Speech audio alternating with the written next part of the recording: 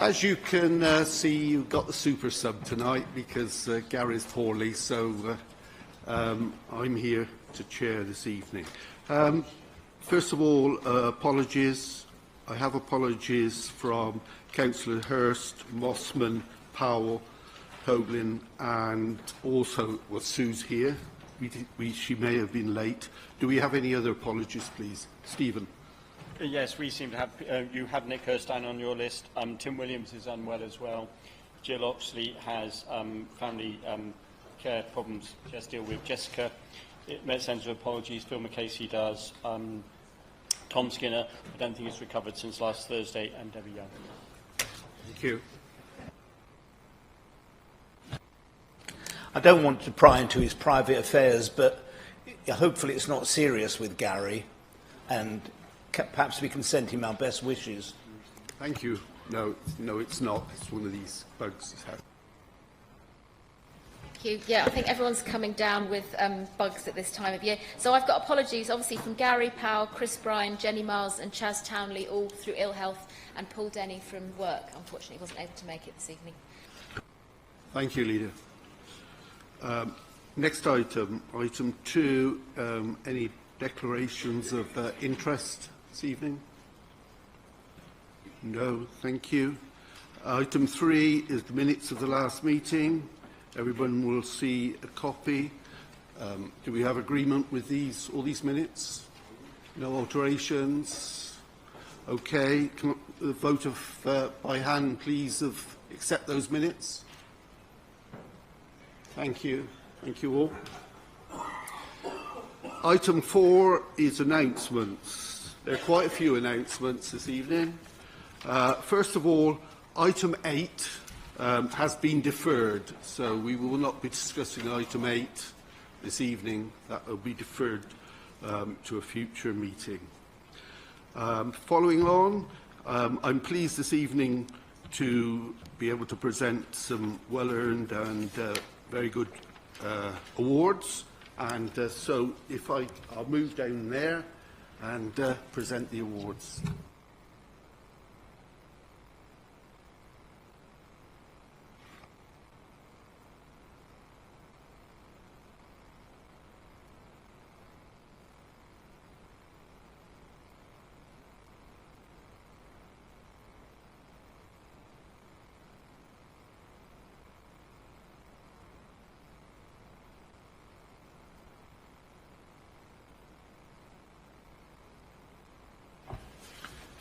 Right. The first award this evening is to John Beckett and Phil Park and Dave Jackson for a highly commended award from the FSB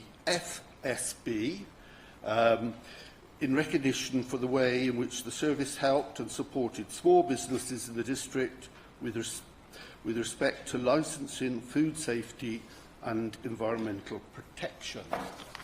Could those three officers please come up? Thank you.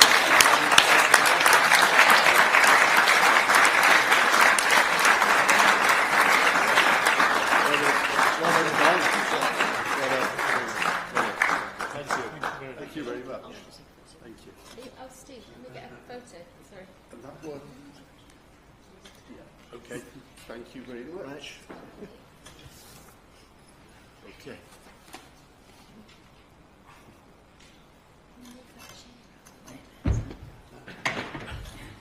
Okay. Thank you very much. And then we have the second award, which is the winner of the Association of Public Service Excellent Award for the most improved performer in environmental health. The service was shortlisted as a finalist in the Best Performer category. Thank you. Yet again, well done. And we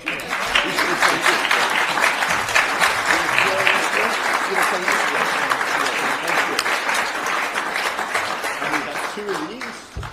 One of those. Thank you. And one of those. Thank you very much. All right. There we go.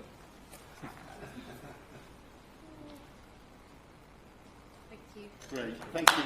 Thank you very much.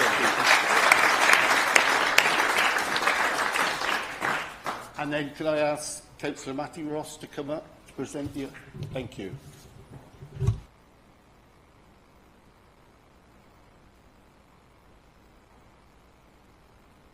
Yeah. I recently had the privilege and a really great honour to go to London with two very nice members of staff, Nikki Humphreys, who's the Principal Community Services Officer, and Alex Myrie, who I always refer to as Alex Davis, as the dog warden, but her official title, since she got married some time ago, and she is the Animal Welfare Officer, or one of them. And I'm very proud that we still have animal welfare officers here at Stroud, because it's one of those things that's non-statutory, but obviously the public really do value it. And now they've got licensing as well, which does give us a very good reason for keeping them.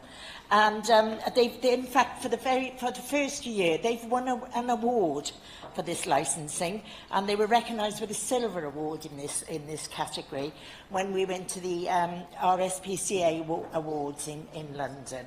And we were there with the great and the good, and we were talking to the chief exec, and I suddenly realised that our staff are really at the sharp end. You know, they're the ones there with the stray dogs and bundling them in the van and fishing dead cats out of the canal and doing all sorts of things that, you know, that need doing, and somebody's got to do it. And are we glad they're there? So it was a great source of pride that yet again our animal welfare group held the Gold Award for reducing stray dogs in this district. And, you know, that really is going some. And also for Nikki Humphreys, who has got this plan together, a contingency plan for if anything happens in people's homes, like a flood or anything, and people don't want to leave their animals. You know, their animals are their family. And Nikki's got this really good plan together, and she's got cages and leads and blankets and all sorts of things, food ready for these animals should anything occur. And for that, she was recognised with a Bronze Award. So I'm really chuffed about that. So Nikki's not here tonight, but Alex is. So I'm doing all the talking, Alex, and you come up here. Come on.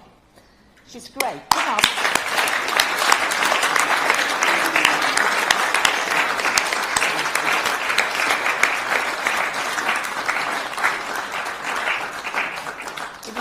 You've even got a cup in it. Which one's yours? It's got little writing on. That one's Nikki's, and those are ours. Right, well, Yeah. wait a minute, this one's yours. She's got two, look.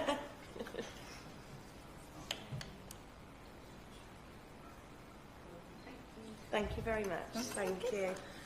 Only that, that I'm very proud of our animal welfare service. Like Matty said, to still have an in-house one only happens through support of members and the chief and my manager and my big manager. So just thank you very much. And to hear the Assistant Chief Executive of a national charity, the RSPCA, say that Stroud is leading the way was probably one of my proudest moments. So thank you very much.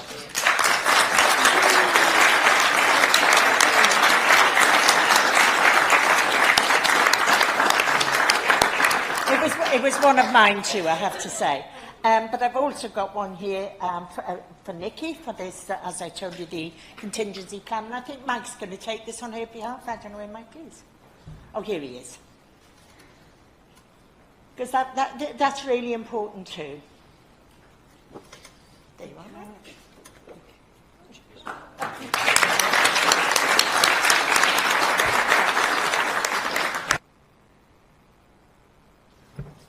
Thank you. Thank you very much. We should be very proud of our services. Thank you. I failed to say at the beginning to do the general announcements, as we have some visitors here. If the fire alarm goes off, there's no testing, so it will be a fire alarm.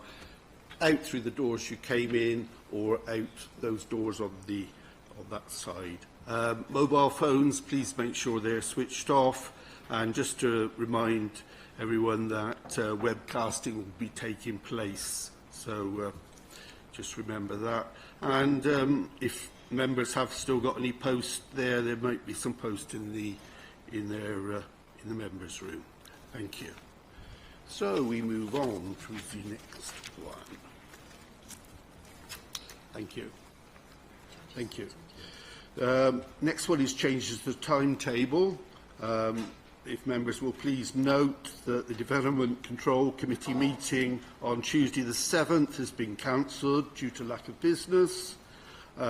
We have an additional full council meeting on Thursday the 16th, 2020, because of two reports, the polling district review and the appointment of an independent remuneration panel member, which will not be able to be completed in time for this due to the election.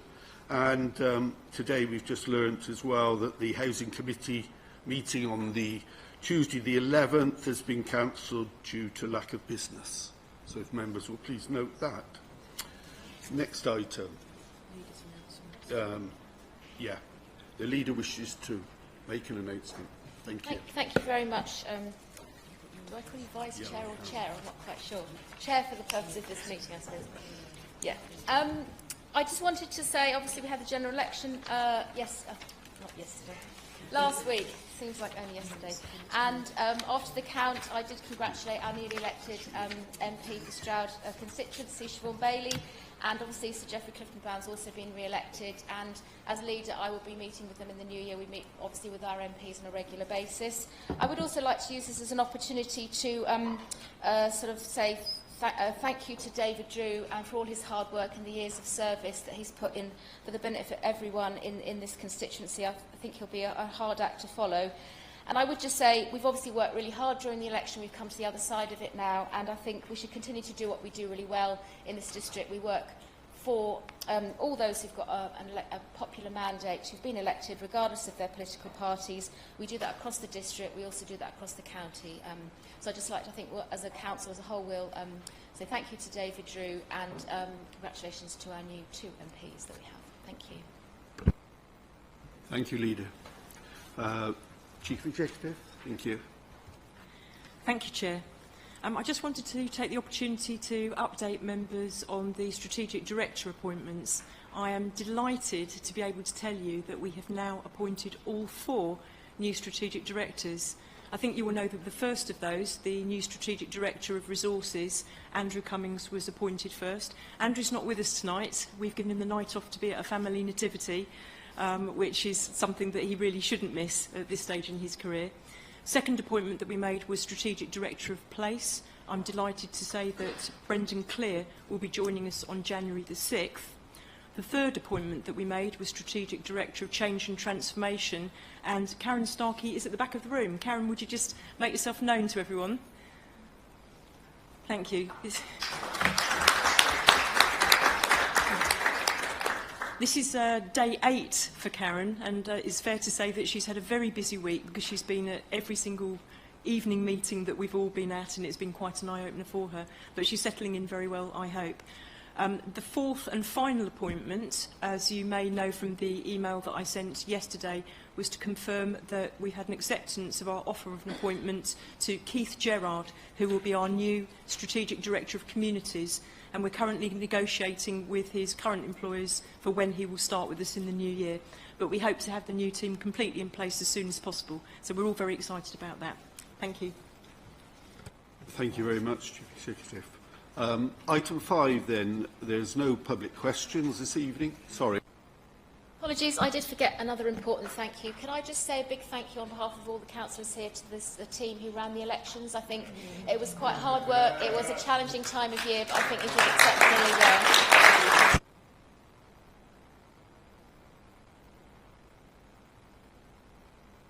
Thank you, Leader. Item 5, there's no public questions this evening.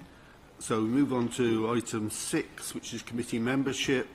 And this is to note that the Housing Committee to appoint Sandra Longstrength as the new tenant rep. Okay, are you happy with that? That's just noted. Item 7, Patrick's going to present this one on the Ubico arrangements for delegations. Thank you.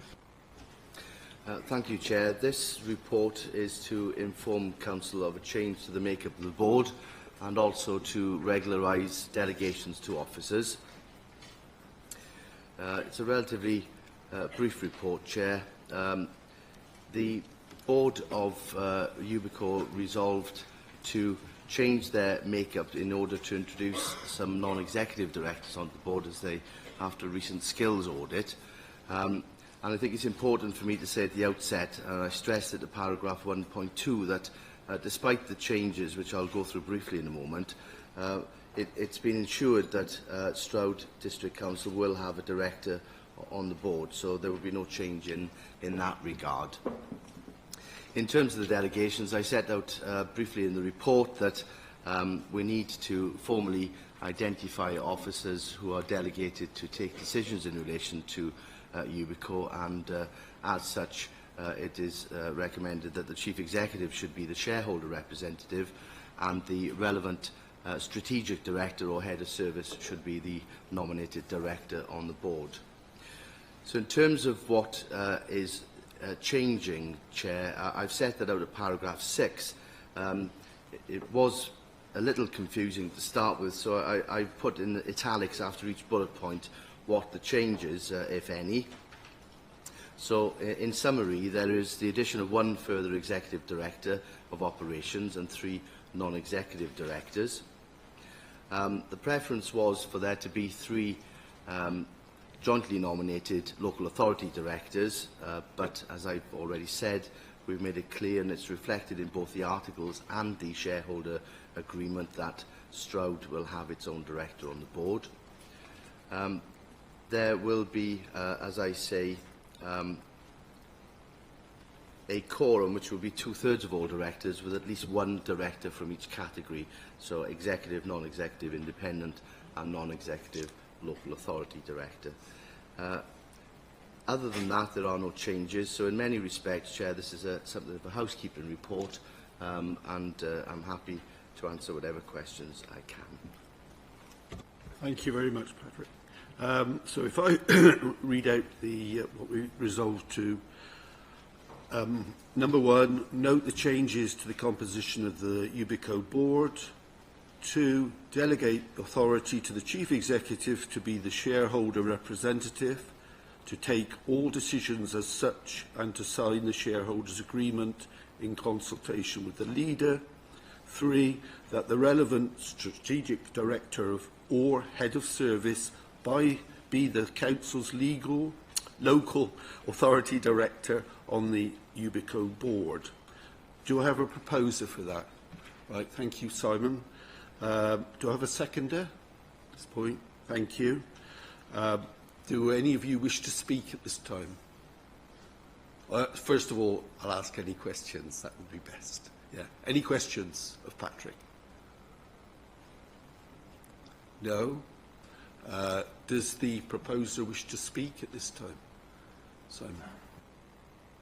Just briefly, Chair, I think it's just a useful bit of housekeeping to regularise the composition of the board of Ubico, and I also welcome the appointment of 3 new non-executive directors to improve the skill base of the directors of Ubico, and I urge people to support this. Steve, do you wish to speak? I won't go on too long, but it's important to recognise that Ubico have had, it's not a secret, has had growing pains. I think certainly Councillor Pickering and Councillor Pearson certainly deserve every credit for help working some of those travesties through. I think things have got a lot tighter and a lot better. And I think, in fairness, the pick-up from the customer perspective is improved immeasurably. And I think this was a necessary move. We have to remember, we were late to the party, and the governance needed to be tidied up to make sure we're treated completely equally to the other members, which is what this does. So I'd ask you to support it. Thank you. Any other debate, please? Right. Would somebody like... I've got down that leader will sum up, or do you wish to sum up? No, the proposer is Councillor Pickering. Yeah. Just to sum up again very briefly, that it is partly a a housekeeping exercise, but also, as Steve has said, has make sure that we have full representation on the board. And as I said earlier, it will strengthen the board with the non-executive directors, and I hope we all support it. Thank you. Thank you. So we will move to the vote. Just to remind people, 2 is yes, 3 is no, and 4 is abstain. Thank you.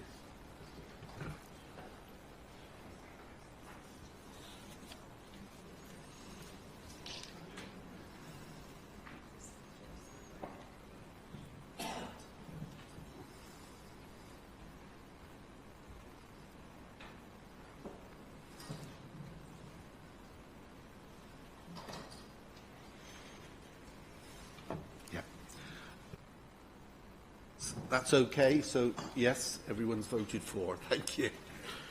Right, next item is item 9, which is recommendations from other committees, Audit Standards. Councillor Nigel will speak on this. Thank you. Thank you, Mr. Chairman, and good evening, everybody. The paper before you on 9A clearly sets out on the various headings the proposed terms of reference, revised terms of reference, I might add, for the Audits and Standards Committee for your approval. There are a few points that are worth highlighting for the sake of clarity, and I hope the councillor who said don't stand on your feet all night tonight will forgive me if I run through a few of them. Just so that everybody is aware, firstly on paragraph 5, page 27 of 43 in your papers, which reflects the current position. It would perhaps be wise to address the matter as proposed upon that basis, since the same situation could possibly reoccur in the future. The duties of Audit and Standards Committee are listed in detail under the following headings, and by way of examples, I would draw your attention to just 1 or 2 of what amounts to a very long list, which I hope you've all had a look at. But anyway, just for the purposes of raising a couple, it should be noted that the Chair of Audit and Standards Committee should always be drawn from a group that is not a member of the Alliance or a member of the administration. And the proposed inclusion of an independent member who is not a councillor or an officer of the council is regarded as good practice and already applies to police audit committees. A lot of other councils, in fact, according to the paperwork, 9 out of 10 committees councils approached had an independent member. It's intended the independent member would bring additional knowledge and expertise to the committee, reinforce the political neutrality and independence of the committee. It would also help continuity of the committee membership where it might be affected by the election results as we go round every 4 years. The governance, risk and control is page 28, and under that you'll notice that the duties of the Audit and Standards Committee to review and approve the annual governance statement and value for money procedures essential for getting approval for the statement of accounts, among other things. Ethical governance on page 29 and or conduct to monitor the Council's counter-fraud strategy and resources to meet them. To keep under review the register of members' interests maintained by the monitoring officer, and to be responsible in consultation with the monitoring officer for all matters relating to the members' code of conduct. Under the heading of internal audit, to review and approve the risk-based internal audit plan, and under the heading external audit, to monitor the management's response to external auditors' findings and the implementation of external audit recommendations. Under financial reporting, to consider the external auditor's report to those charged with governance, which is you, on the issues arising from the audit of accounts. And under accountability, to publish an annual report on the work of the committee. The proposed subcommittee would receive reports referred from the monitoring officer following investigations into complaints against district and parish councillors. It would conduct hearings and, where necessary, would impose sanction. The Audit and Standards Committee recommends to Council as follows, that Council resolves that the Audit and Standards Committee terms of reference are approved. An independent member is co-opted onto the Audit and Standards Committee on a non-voting basis. The appointment of the independent member is delegated to the Audit Standards Committee, and the process for selecting and recommending an appropriate candidate is delegated to the Strategic Director of Resources in consultation with the Chair of the Audit and Standards Committee. I so move, Mr. Chairman. Thank you. Thank you very much, Nigel. And thank you for reading those out. Save me reading. Do we have a seconder, please?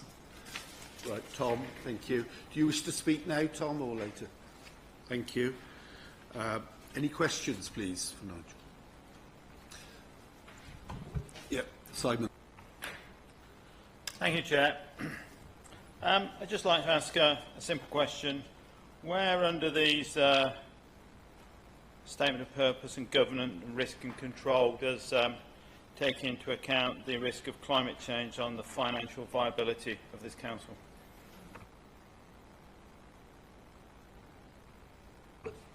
Thank you for your question. It is our job to audit. I'm not sure that we have to implement that, or I understand it is part of the Council's policy, so it should come to us for checking over in due course. Sorry, yeah. I'm sure you're aware that lots of major financial organisations now are looking for not only optional disclosure of climate change risk of investments, but a number of big financial houses, Aviva Insurance being one of them, is very much driving at that there should be mandatory disclosure of financial risk from climate change of all investments to allow them to ensure long-term return. Therefore, in terms of audit committee, I realise this is looking to the future, but I would argue that it's something that you probably, to comply with, to be ahead of the game of perhaps future financial regulations, need to consider.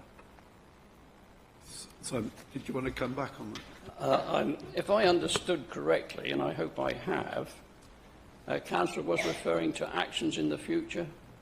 An audit does the job after, not before the event. Thank you. George, you wish to? Forgive the over-simplistic question. On point 2, I got tripped up because when I first started reading, I read independent member, and at that point, my mind obviously wandered to the independent members of the council. Is there any way that potentially that the wording could be simplified just for people who potentially read this at a glance? Because on page 31 we refer to independent persons. Would that be more suitable there? And you can probably tell me, no, it's a bit ridiculous, but I just wondered. Yeah. Thank you for that observation. It hadn't actually occurred to me, but I see your point entirely. And I think perhaps we might ought to make it clear. It does say further on that the requirement is they are not a member of the council or not an officer of the council, and therefore that would include any independent, if you like, members of this council. Thank you. I'm sure we'll note that one. Norman? Given what Councillor Pickering has said, would it be reasonable for us to ask Audit and Standards to consider whether any additions to these terms of reference are appropriate and come back to us? Do you wish to come back on that one, Nigel? I thank Councillor Kay for his observation. I think we've actually got to that point that when the council implements something, audit is supposed to check it. We can't actually do it and then check it ourselves. I think we'd accept the fact that once the process had started, then Audit and Standards would have to look at it. But I'm a little lost as to whether audit should actually implement it. I take Councillor Kay's point, we should have a look, but not until it's been done, or started at least. Okay. I think we understand that. Any other questions? Tom? Chair, it's not entirely a question, but if I may be allowed just to join in for a moment. I think definitely left out here. I think there's another issue here, and that is that on Audit Committee, we frequently bemoan the fact that the other committees don't act as their own scrutiny committees, which, under our constitution, they should be scrutinising their own work. And so in this case, if Councillor Pickering, as chair of a committee, thinks that we should be monitoring something, surely you should be doing it the other way round, and it's in your gift to define the problem, put it on the risk register, with all that goes with items on the risk register, and Audit Committee then, as a regular item at every meeting, review the risk register, and we can then see if you're doing anything about the risks you've identified and call you to task if you haven't. But I think that's the way around. It's not up to us as the Audit Committee to define your risks for you. It's up to you to define your risks and us to then audit what you're doing about them. Thank you, Tom. I think we understand that. And, yeah. Okay. Do we have any more questions, please? Right, debate. Any debate? I think that was a bit of debate, but yeah. Right, okay. So can we actually then... have you finished now, Tom? Or did you want to do it? Thank you for indulging me, but I think I've probably done enough for one night. So thank you, Chair. Right. Nigel, did you wish to sum up, please? Thank you, Mr. Chairman. I think we picked up one or two points we need to note for the future reference, but otherwise I've nothing to add what I've already said, and unless you wish to read them out, I'll leave it to you, sir. Thank you very much. Thank you. So we are voting on, would people like me to read them out again? 1, the Audit and Standards Committee terms and reference are approved. 2, that an independent member is co-opted onto an independent member as, yes, a very independent member, is co-opted onto the Audit and Standards Committee on a non-voting basis. 3, that the appointment of the independent member is delegated to the Audit and Standards Committee. And 4, that the process for selecting and recommending an appropriate candidate is delegated to the Strategic Director of Resources in consultation with the Chair of Audit and Standards. We're a bit out of order, apologies for that. I just take on board what Councillor Jones said, because I felt a little bit confused myself when I first read that. Would it be possible to suggest a friendly amendment that we could change it to person, not member, because it is a little bit confusing, that's all. I don't know if it's a bit late in the day to do that, but I did myself think independent member when I first saw it.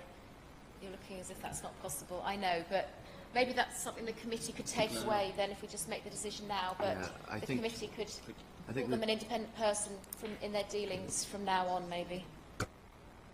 Yeah, the difficulty is that they are members of the committee, so they're independent members of the committee. That's part of the problem, and the other difficulty we have is that independent people who sit on standards committee are referred to as independent persons. Very confusing terminology. I appreciate that. I'm sure it's something the committee can see in case it does cause any confusion. Keith, you. Yes, surely it would be quite easy to say that an independent person is co-opted as a member of the Audit and Standards Committee. That clears it up totally, in my view. Sorry, do we have anybody else wish to speak? Patrick, are we happy with...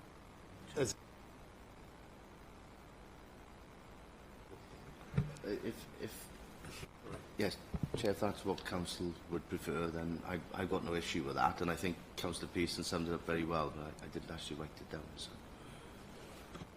But just do we need to actually read out anything? Do we need to change it so it's actually read out? Any friendly amendment? I would say that the resolution can stand as it is, but we've had that from Councillor Pearson, which clearly the committee can take into account in terms of referring to this person going forward. Okay, I think Nigel would just come back. Thank you, Mr. Chairman. I happen to agree with the monitoring officer, but to avoid confusion, I think Councillor Pearson's wording should be put in as an amendment and then put to the council again. I don't think anybody's against it. It's just clarity that we're after, isn't it? Anybody? I think that's fair enough. Okay. So what? Yeah.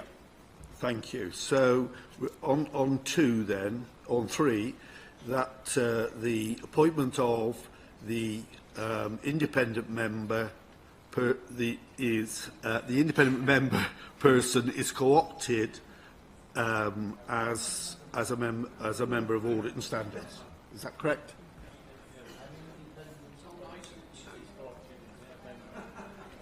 Yeah.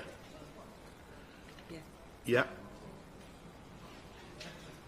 Okay. I'm just trying to read a quick bit of writing here.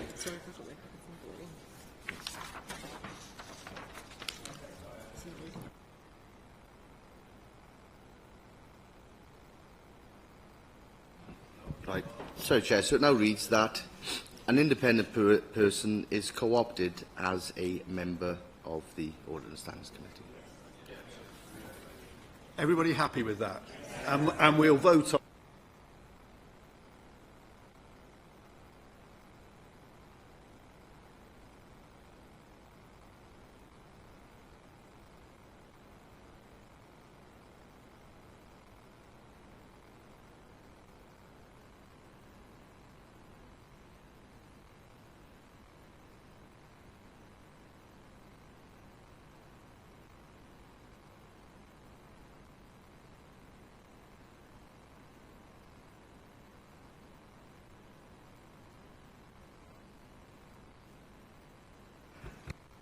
Thank you. Item 9B, then. Council resolves to approve the Treasury Management Activities Half-Year Report for 2019-20. Are you speaking on it? No. No. Okay. All right. Do we have a proposer? Seconder. Thank you again. Yeah, sorry, Nigel. Do you wish to speak on that? I've got a couple of notes just to show that we've taken an interest, Mr. Chairman. I can hardly let it go unremarked. The report it presented is to comply with the Chartered Institute of Public Finance and Accounting, known as CIPFA Code of Practice. The investment priorities of the Council are security, liquidity and yield. And in the present low-rate environment, the Council is seeking to invest for periods longer than 1 year. It is also looking to take a more diversified approach to investments, and I suggest you see paragraph 6 of the report. The investment yield for the current half year is shown at Table 1, which is on page 34. And once again, the average return has performed relatively well against the benchmarks. Remember, this is for money going to the banks and getting interest. It's not going into anything else. Hence, the interest rates you look at are not very high. The funds available for investment on a temporary basis and the borrowing position is shown at Table 2 on page 35. The Council has complied with the Treasury and Prudential limits, which are shown under Appendix A. As mentioned earlier, the Council is looking to increase its return on investments. In that regard, it lists on page 36 the property funds and multi-asset funds which it is considering investing in.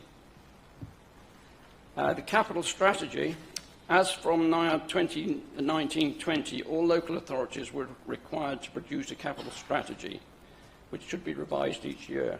Consequently, the revised capital strategy will be presented to Strategy and Resources Committee and then this full Council as part of the budget proposals for next year. Therefore, the Audit and Standards Committee recommends that Council approves the Treasury Management Activity Half-Year Report 2019-20. Thank you, Mr. Chairman. Do we have a seconder, please? Thank you, Keith. Do you wish to speak now or later? No. Thank you. Any questions of Nigel, please? Simon? I'm sure you can predict the question. So, has the Audit and Standards Committee assessed the risk of climate change on any of the investments in terms of the yield and return? I think perhaps, Mr. Chairman, the best thing I can do, apart from thanking Simon for his question, is to ask him what he expects to get from that question. I'm unclear as to what he's looking at. Simon, through the chair. Sorry, yeah, through the chair. Yeah, it's quite simple. is there a risk of our investments in the long and short term factors relating to climate change? It's quite simple. We take into account security of capital, liquidity and yield. What factors have you assessed what climate change may be having on those? I mean, just to explain it a bit more simply, in that it's one of the biggest risk factors for many financial companies now, in terms of particularly insurance companies ensuring the risk of climate change is going up every year, but also insurance companies are often the biggest investors in new infrastructure, and they are now looking for actual voluntary disclosure of the future risks, and many of them will be pushing at COP26 for mandatory disclosure of financial risk of climate change. All I'm saying is that, are we doing that in our due diligence of our assessing investments, and are we asking those questions of our investors? It's a simple question. The investigation into the investments the Council would make did have present a committee. Well, they weren't a formal committee, they were a group which was cross-party and included the Greens with regard to where the investment should be put. With regard to controlling what happens with the investments as to where they finally go, this comes down to the same, in my view, as the argument for ethical investment. We can't just hear me out before you get excited. It works like this. You put an investment into a multi-assets funding. You expect that multi-assets funding to perform on the basis of what you've invested in and asked them to do. If they in turn, because they're a multi-asset, invest in something else and do not have the knowledge, how are we expected to have it? In other words, while you can trace these things, we cannot control absolutely. We can but do our level best and no more. And the other thing that I would personally like to see is, if this is a requirement that is being sought, then there should be set standards for what complies with what Councillor Pickering is looking for, i.e. how much money can go into the generation of green power, for example, and the cost of producing the windmills that do the green power, that emit the carbon dioxide while they're being built. It's no good just saying you've got to keep it ethical. We need some framework to say that that can be done, and this is how it should be done. Thank you. Thank you, Nigel. Any more questions? Rachel?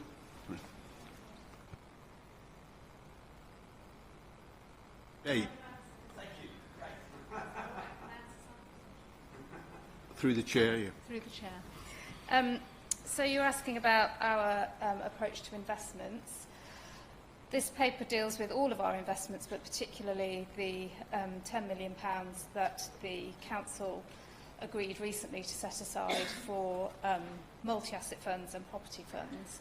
And I was, as Nigel said, there was a cross-party group set up to look at that. And I was one of the members of that group. I think we looked very carefully at the ESG factors and questioned all of the people that we saw around their investment strategies. And there were a number of funds that we discounted before we got to the shortlisting stage because of their investment in fossil fuels.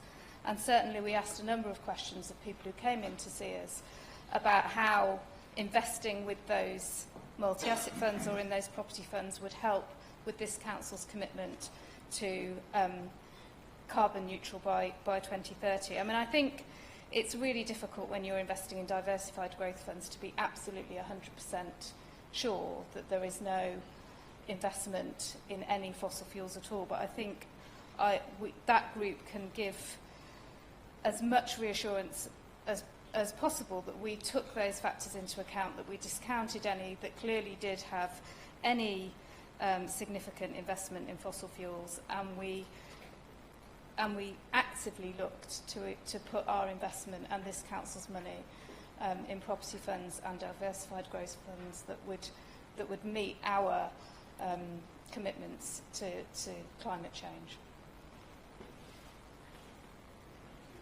Is that an answer? Joanna? Chair. This is a slightly related question to that, just for the Chair of Audit. I understand that there was an issue, I think probably in relation to what Rachel was talking about with CCLA, that they had some investment in fossil fuels, but in the meantime they have now announced they are divesting, and I think as a result the Director of Resources told me that we can now consider them. Is that right? So obviously there are funds which are moving in that direction which will help us a great deal as a Council. Sorry, I may come back, Mr. Chairman. Thank you for that. As I understand it, the CCLA has moved since we were having our original discussions. And I understand there has been some due consideration made for the final investments. I can't see Graham here. I don't think the final decision on investments has actually been made as such. I think that's to come at the next Council meeting. But I must echo what Councillor Curley said very eloquently, if I may say so. That is precisely what we were doing.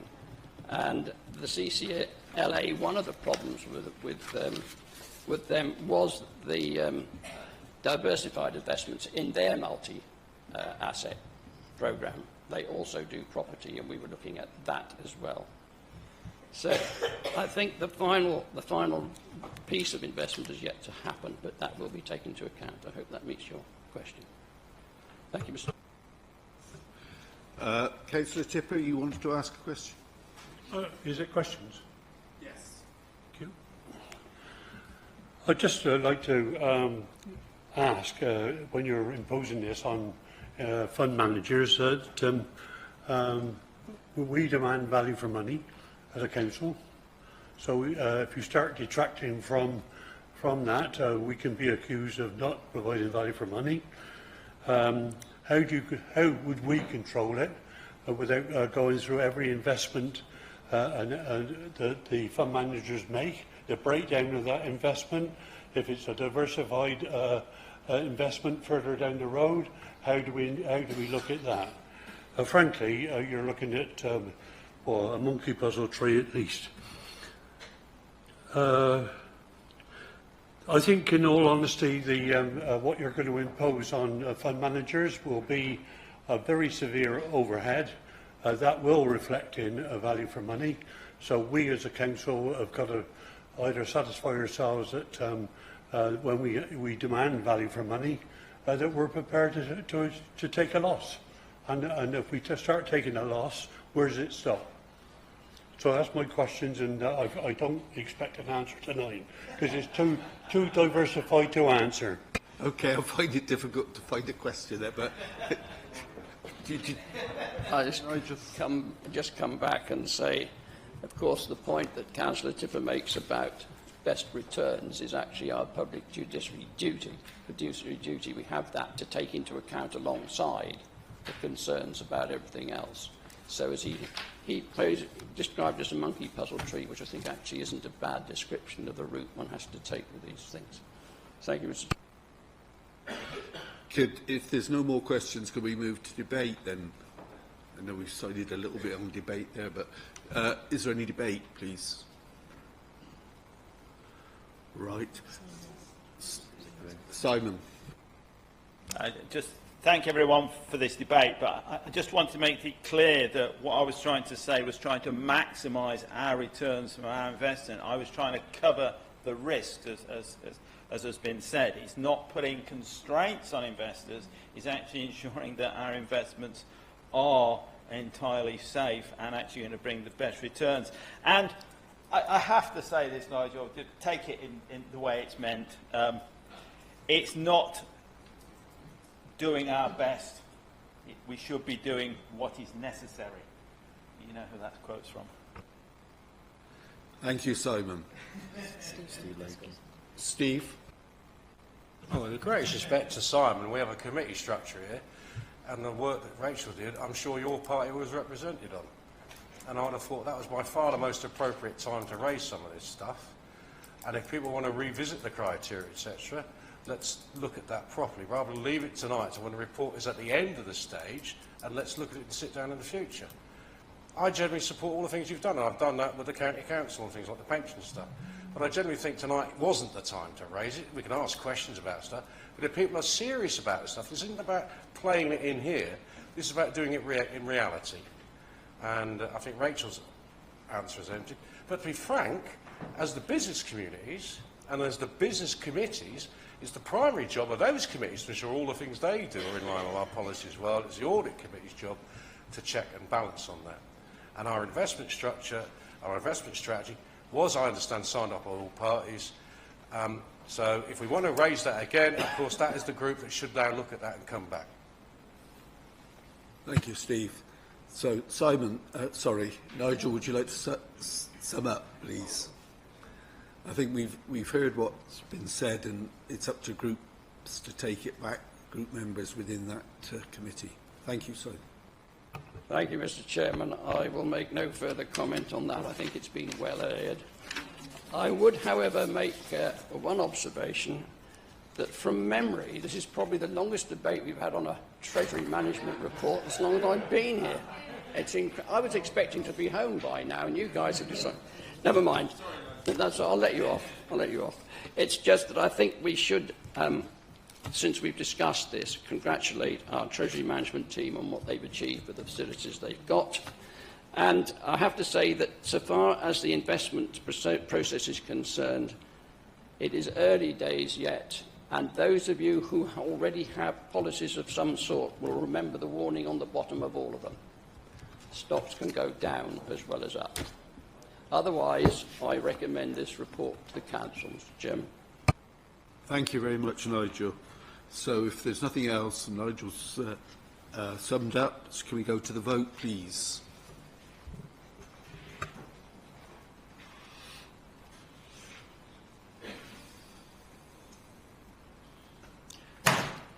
Yep.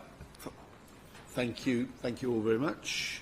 Right, so move on to item 9C, Environment Committee. I believe not. Simon's going to speak on this one. Again, thank you. Okay, there are 3 items here, recommendations from the Environment Committee. The first one is from agenda item 6. Agenda item 2 and 3 are from a different agenda item 12. So the first one was part of the report on the update on carbon neutral 2030, and it's a recommendation to set up an internal round table of members and officers to ensure that there's coordination across the council and also coordination with many of the outside bodies, just reminding members that it's not just the council that's dealing with this. We've got Transition Strat, we've got the LSP, we've got the LEP dealing with it to make sure there's some coordination. So that's number 1. And number 2 and 3 refer to adoption of some new bylaws relating to cosmetic piercing and skin colouring businesses. And this is actually, again, it's more of a housekeeping proposal to bring us up to date with those bylaws to remove one and bring another one in. And this has really come in because there are new ways of dealing with body tattoos and temporary colourings and various things. And although many of them are carried out in registered businesses and properties, a number of these are now occurring in people's homes. They're running them from their homes. So there's a need to make sure that they are appropriately licensed. Although the risk of infection of bloodborne diseases such as hepatitis B, C and HIV from skin piercing or tattooing is incredibly low, again, it does need to be regulated because there is a risk. And so the number 2 and 3 are very much to do with tidying up the legislation. Thank you. Thank you, Simon. So I'll read what Council resolves to. 1, to set up an informal round table discussion group to process strategy around CN 2030 on a cross-party basis with members to be nominated by each political group. 2, to authorise the interim head of legal services and monitoring officer to affix the common seal to new bylaws for the regulation of businesses that carry out acupuncture, tattooing, cosmetic piercing, semi-permanent skin colouring and electrolysis, and carry out the necessary procedure and to apply to the Secretary of State for confirmation. 3.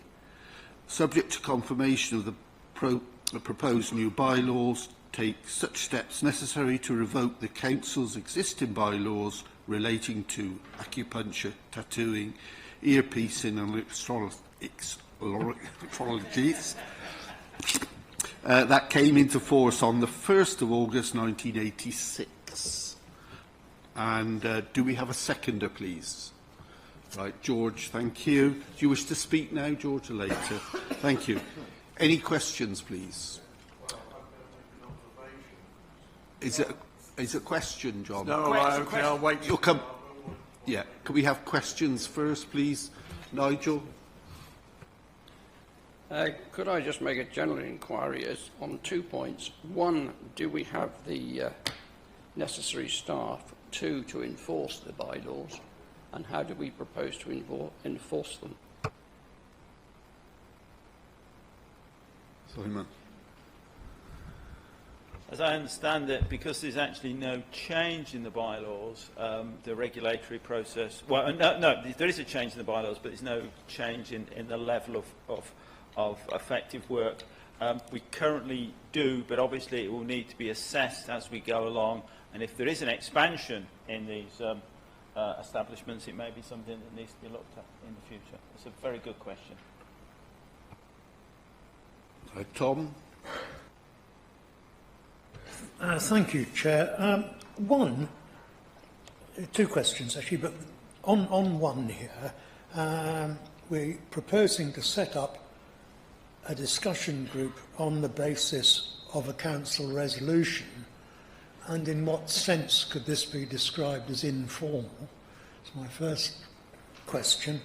And the second one is, it doesn't actually say or put any limits on who is eligible to be a member of the group, and I wondered if that was deliberate, so we could have anybody we choose, so long as they're nominated by a political group. And was this the intention?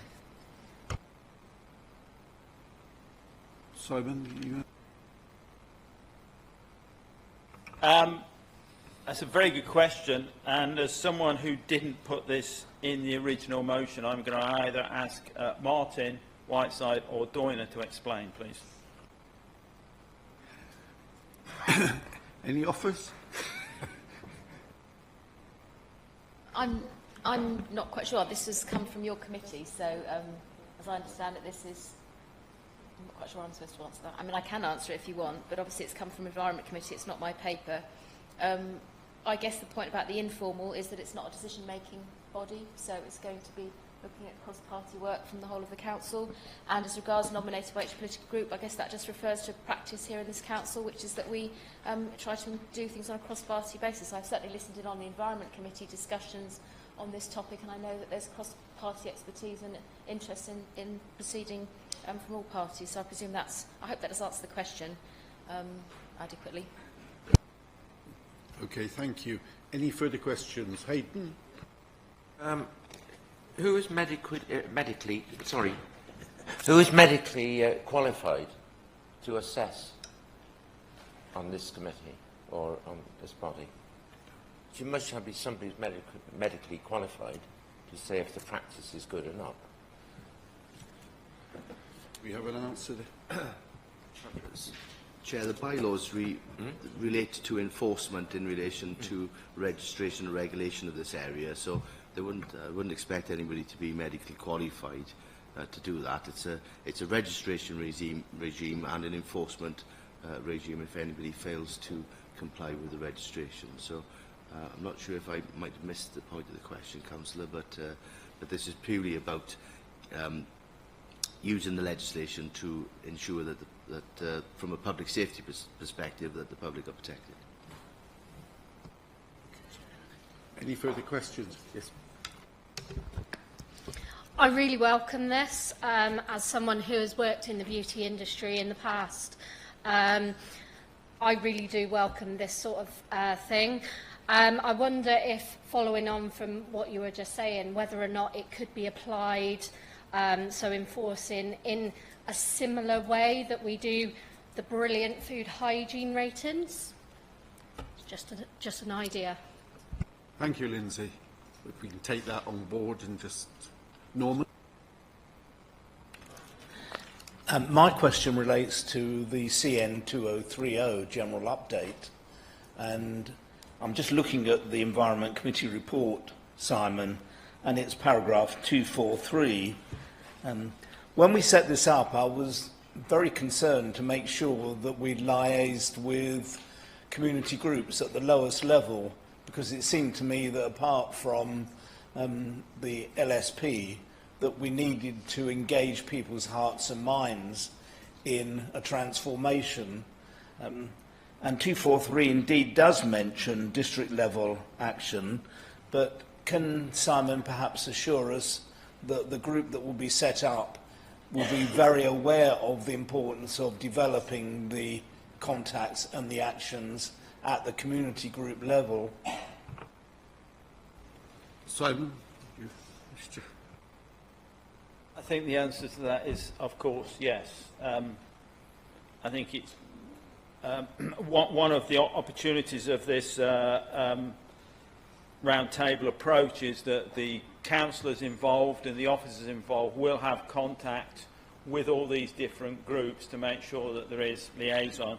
It is worth saying that as far at the last count, there are now 16 local town, parish or community climate action groups, and we're actually working with Transition Stroud to help coordinate those, and Transition Stroud will be reporting back to this group to make sure that there is some consistency, as it were, and working across different groups and passing knowledge and information.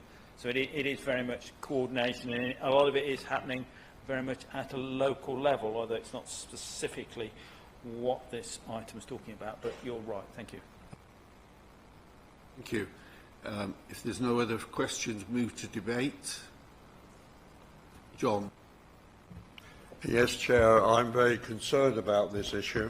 And I come from a generation where only people had tattoos. With a fisherman, or people went down to the sea, so that's the only way to drown. That's the only way they could be found, in the times past. But it is there's also very big issues about this, and one of the big issues is that people who have tattoos get completely addicted to them, and they can't stop doing them. So I think that sort of issue is, and everything for kids and everything, it seems to be going faster and faster, exploration and whatever, and it doesn't matter. I'm a bit concerned that we've got the capacity to actually deal with this in a serious way. But I think there should be a team, and I'll be quite happy to be in that team on these issues, because when I see people, in the streets and everywhere, really banged out, if you like, and the sort of, the society that we live in is actually falling to pieces on that. I think that's all the thing is I would talk about, but it is a big issue, Chair. That's all I'm saying. Thank you. Thank you. Any other debate? Skeena. Thank you. Yeah, here I go. So, my concern still, thank you, Simon, and thank you, Environment Committee. My concern is still that we are looking and thinking about a carbon neutral instead of a carbon zero. And you talked earlier about doing what's necessary. So I'm taking you up on that inspiration, because baking in more carbon and thinking that we can offset and have some carbon markets and all the rest of it, using carbon as a commodity, isn't going to meet what's necessary. We have to stop producing carbon, and we have to take carbon out of the atmosphere, and we have to. The other thing, sorry, I don't know what's happening with my mic, being given a sign. The other thing that isn't mentioned that's absolutely crucial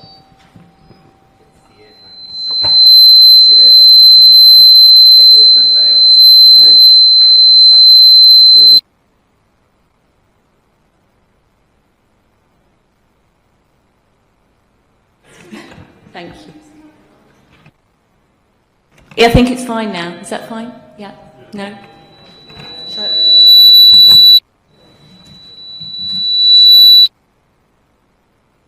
How's that? That's better. I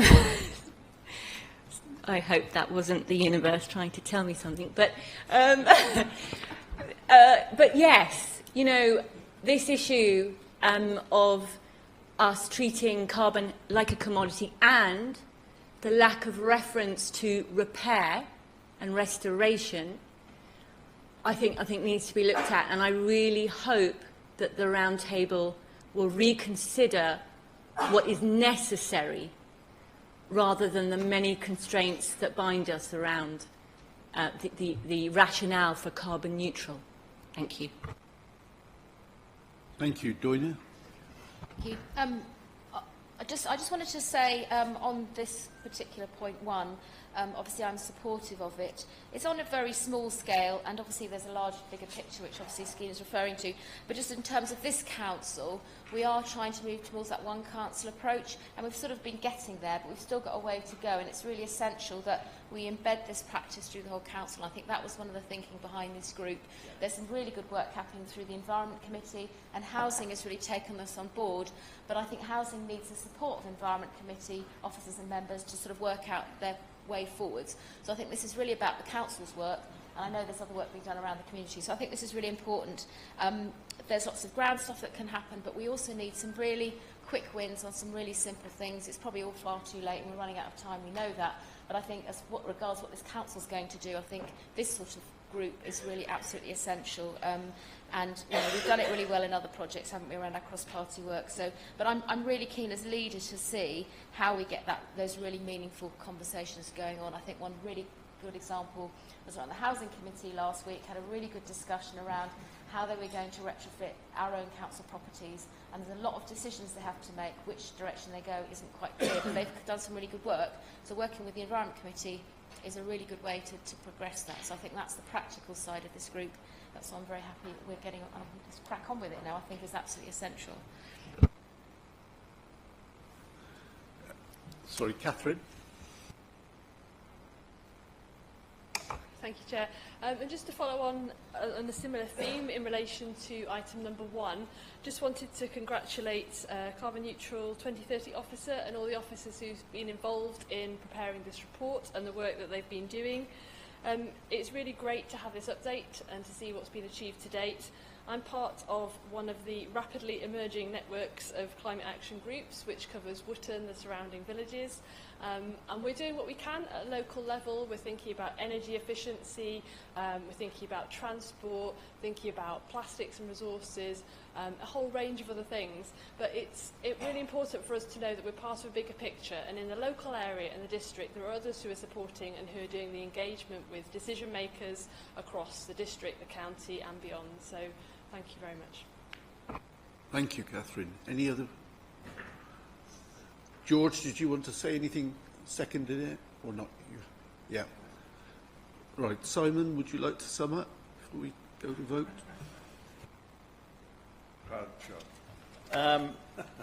Thank you, John. Yes, clearly there are a number of issues relating to the safety aspects of body colouring and tattooing. I don't necessarily agree with some of John's comments about that, and I think it's up to an individual if they are keen to do that, and it's also a common practice in many cultures around the world. And I think, but it's important that we do have the regulatory process. I'm glad you're supporting that, and I'm interested in the debate we've just had, or the discussions we've had about the liaison and the coordination of the carbon zero 2030.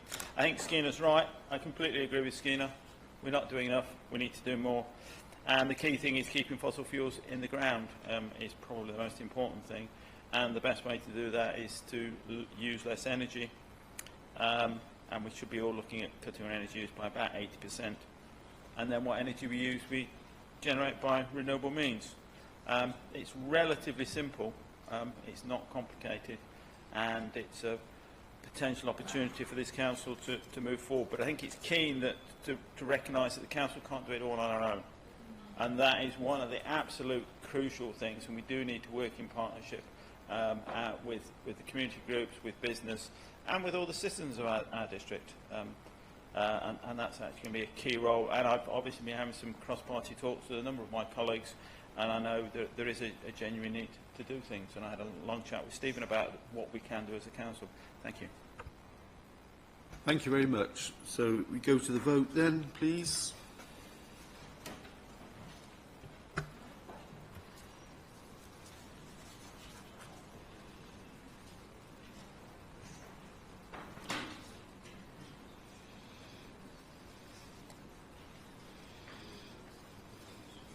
Yeah.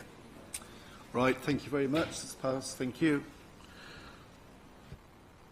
Right, moving forward then, item 9 is the council tax long-term empty properties premium, and I believe you're taking that, Leader. Thank you. Thank you, Chair. Yes, so this came to Strategy Resources on Tuesday and obviously was passed unanimously at that committee, so I'm able to bring it forward to Council. And I just wanted to pay thanks to Simon Killing, the report author, and the work he's done on this, which has been really helpful. Just to remind you a bit about the background, you do actually have the decision there that was made by the committee, which gives you the detail of what we're being asked to agree tonight. So back in October 2015, the Strategy and Resources Committee agreed to introduce a 50% council tax premium for those properties which have been empty and unfurnished for 2 or more years. And this premium has been in place since 2016. This is very much part of government thinking about a way that we can encourage, obviously we've got a housing crisis, how can we encourage those long-term properties which are empty to come back into use? And this is one way that's being used in order to do that. New legislation has recently been introduced which increases the premium to 100%, and then further incremental changes once properties have been empty for 5 and 10 years. And also further to that, the premium increases to 200% for 5 years and 300% for 10 years. As you can see in the decision box, this would be coming in the first instance from the 1st of April 2020, and then for the higher amount for the longer term properties from 1st of April 2021. In the report, which I hope you've been able to have a look at, it does give you some more details on where those properties are. So not only privately owned properties, and we've got 193 currently in the district, but obviously in the housing revenue account, our own properties as well, 41. And we did ask for some more information to be put into the report so that councillors would have the opportunity to understand where those of our own properties were and the reasons why they might be empty in the long run. And you can see that if you break it down, we've got the details of the breakdown. There aren't very many properties which have been vacant for more than 10 years. The changes, obviously, if they are voted through tonight, will have an impact on the HRA, but as the details are in Appendix A of the report, this is very much related to the Sheltered Modernisation Programme and the redevelopment plans. As you'll be aware, over a long period we've been moving tenants out of those properties, which is the reason why we've got so many vacancies there. The long-term picture is that as the current programme proceeds of the sheltered modernisation, the number of empty properties will fall to 2 by November 2021. So in the short term there is an impact on their HRA, but the long term will be that those do stop being empty. And obviously making these changes does support the council strategy to bring empty homes back into use more quickly, and additionally does generate some extra council tax income. I should also mention that this is something that's been done by all authorities in Gloucestershire, so we're very much working with them on that. They either have already done similar changes or in the process of implementing those changes. So obviously there's the recommendation there. I'm happy to take any questions. I would just add, as the details are in Appendix A, around 2 points that came up at the committee on Tuesday. We had a little discussion around temporary accommodation. If you remember, we'd agreed earlier on, was it last year, I can't remember now, to put some extra funding into funding some of temporary accommodation, and we discussed in another paper on the committee about how that was proceeding more slowly than we would like. Remember, we had a proposal to build by the Salvation Army building, which is progressing but not as quickly as we'd like. And one of the units which is mentioned in this appendix for this paper is undergoing works currently to be used for temporary accommodation. So we're trying to use some of those units also in that respect. We're aware that's extremely important, that we work out a way to house particularly families that we don't have to put them, for example, into bed and breakfast, which is something we're keen to avoid, and actually put them into a better property. And the other positive thing, I should say, which has come through Housing Committee last week, is that because of the HRA cap being lifted, some of those sites, such as, I'm pleased to say, Cambridge House in Dursley, was going to be demolished and sold on the private market in order to fund other works. Now we're able to retain that in the HRA and build our own housing, affordable housing. So I'm really pleased about that. And as I said, there's more detail in there. Basically, happy to take any questions on that. Hopefully the Council will be supporting that tonight. Thank you, Leader. Well, I will read out the recommendation that the Council, the Strategy and Resources Committee recommends to Council that the long-term empty properties premium currently set at 50% is 1. Increased to 100% from April 2020 for all those properties which have been empty for 2 years and over. 2. Increased to 200% from the 1st of April 2020 for those properties which have been empty for 5 years or over. And 3. Increased to 300% from the 1st of April 2021 for those properties which are or have been empty for 10 years or over. Do I have a seconder, please? Matty, thank you. Do you wish to speak now or later? Thank you. Any questions for Doina, please? No. Debate? Stephen? Yeah, I just wanted to say that obviously massively in support of this. It's government policy. I think I was shocked that we were 25% of the empty properties, and I'm heartened by the commitment that we're going to get it down to 2. Chaz said that out loud, so we'll hold him to it. The other thing we discussed that Doina didn't mention was that we have now agreed a tender for Brimscombe Port, which again is very good news. Interestingly, it didn't include any mention of Unite, despite us losing an amendment asking for Unite not to be mentioned in that tender. I think that's worthy of noting, as this is a democracy, and if we lose amendments, we should expect action. Thank you, Stephen. Any further debate, please, before we go to the vote? No? Do you wish to sum up, second, or do you wish to sum up, Doina? I think I've basically said everything I would. I think it's got cross-party support and it's a very positive. I will make one point, actually. Obviously, increasing the council tax is hopefully will push people, but we did also discuss what could be the other side of it, how we support how we can support getting those properties back into use. Simon, we did ask this question of Simon why they are like that, particularly the long-term ones, and it can be a whole range of different reasons. So I think we should also be looking at, if people are struggling for some reason, how we can support. So it should be supportive as well as punitive, I think. Thank you. So if we go to the vote then, please. Thank you.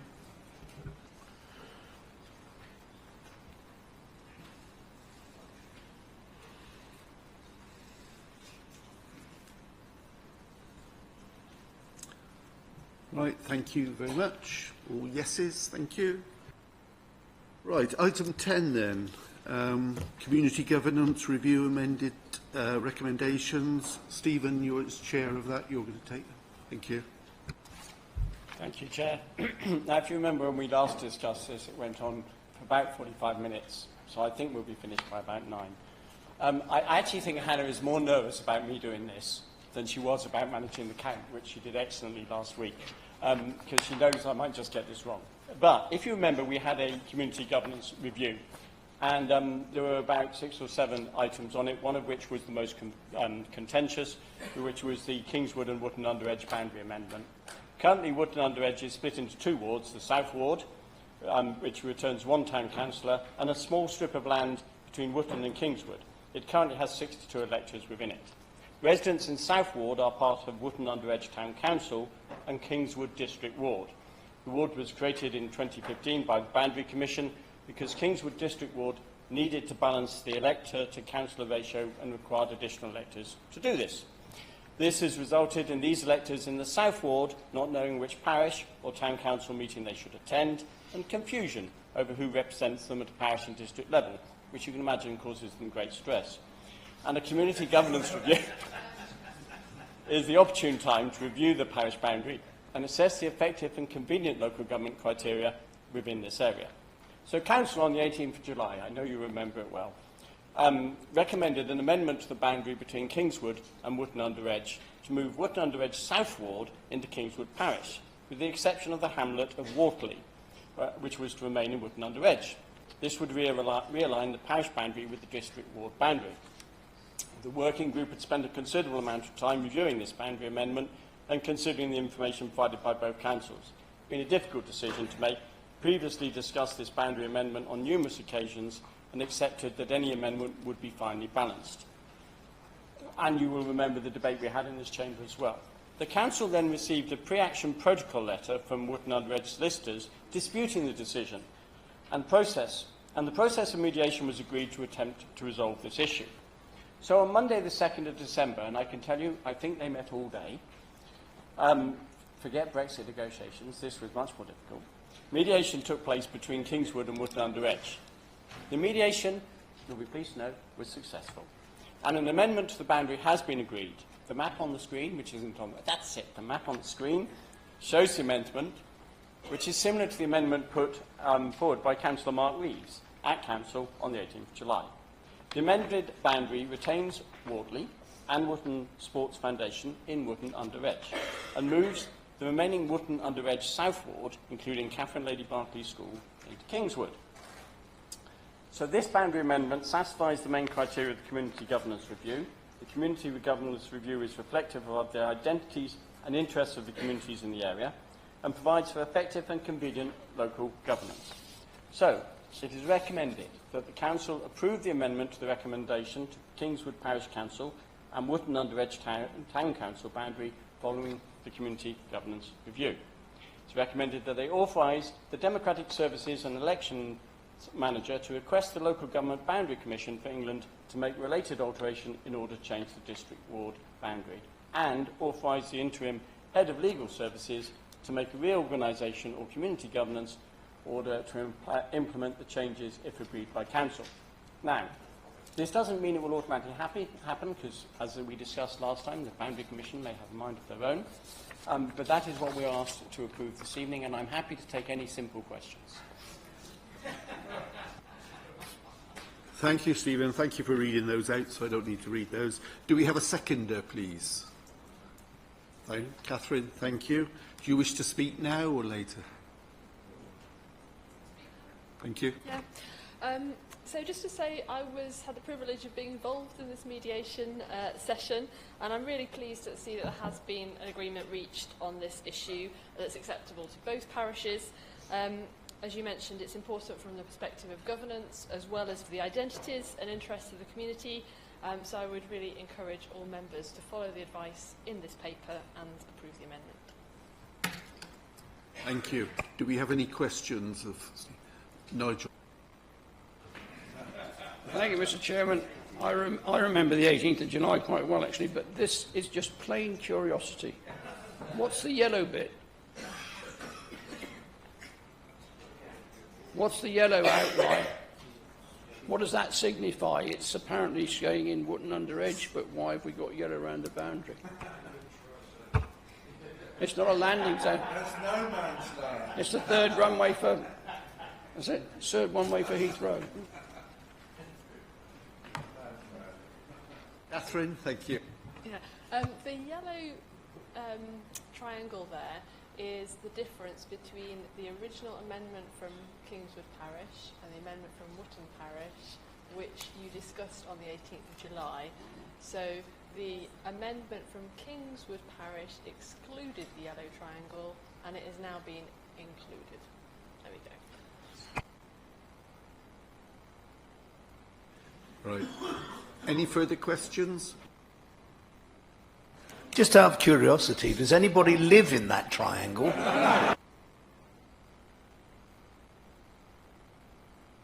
Probably some Cotswold sheep. Any further questions? Any debate then, please? Thank you. Good evening. Thank you, Chair. Simply to say, from the Kingswood perspective, we're very happy with this compromise. It was nice to see that following some frustration and some angry words exchanged between the two communities, they were able to get together in December, reach a compromise and put it before council this evening. So I think both Wootton and Kingswood are recommending this. And just to confirm, it is only sheep live in that yellow colour. Thank you very much, and I'm sure the local councillors had a lot to do with it. Thank you. Right, so if there is no further debate, and Catherine, you've spoken, so Stephen, did you want to do any summing up? No. Straight to the vote then, please.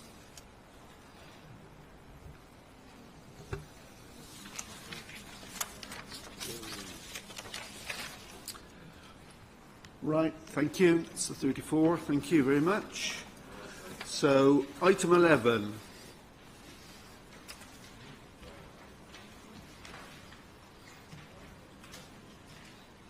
Right. Members' questions. Stephen, did you wish to? Yes, I have a confession to make. This question was a ploy. I was absolutely certain that the leader would start by making exactly this statement. But by asking this, I can get up and repeat that as well, word for word. So I'm pleased to do that. And also ask the leader if you'd like to join me in wishing us all a Merry Christmas and a Happy New Year. I would just like to say we've had a hard-thought campaign recently for the general election, but generally in this chamber we are convivial and generally we agree on many, many things. And I wish you all a Merry Christmas, and I'd ask the leader if she'd like to join me in that. Leader. Thank you very much, Stephen. Yes, I would very much like to join. I would like to pay tribute. I thought it was, in many aspects, really encouraging and great to see so many people going out in all sorts of weathers and working really hard for our democracy. So I think we should thank everyone who got involved. Most people are giving up their time for nothing to do that. That's so important. And as you say, we always work really well together cross-party, so I think we should continue to do that. And I hope you all have some nice relaxing time over Christmas with friends and family. And I guess we just all would like to collectively wish everyone a really Merry Christmas. Thank you. Could I just say then, I would like to wish all members here and staff to have a very enjoyable Christmas and New Year, because I guess we're all feeling a bit weary. Well, so I certainly am. So, safe journey home. And see you all in 2:20. Thank you.